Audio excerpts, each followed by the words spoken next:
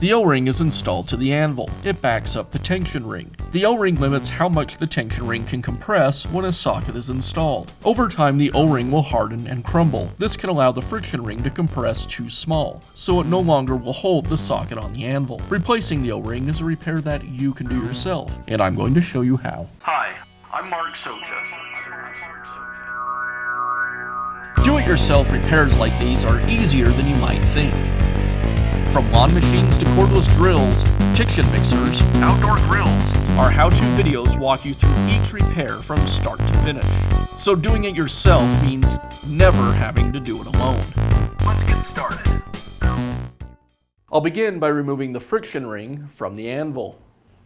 I'll place a pick underneath the friction ring and pry it outward. At the same time, I'll twist the pick and pull the friction ring off the anvil. I'll use a pair of needle nose pliers to pull the friction ring away from the anvil.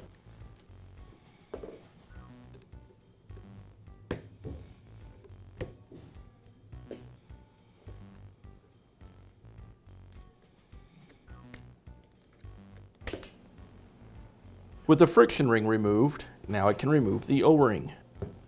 Now install the new O-ring. Place it over the anvil into the groove. Now reinstall the friction ring. I'll use a pair of retaining ring pliers to install the friction ring. I'll place the ring over the front of the anvil and use the pliers to expand it open. I want to be careful to not overexpand it or to lose its tension. I'll use a small screwdriver to push it down into the groove.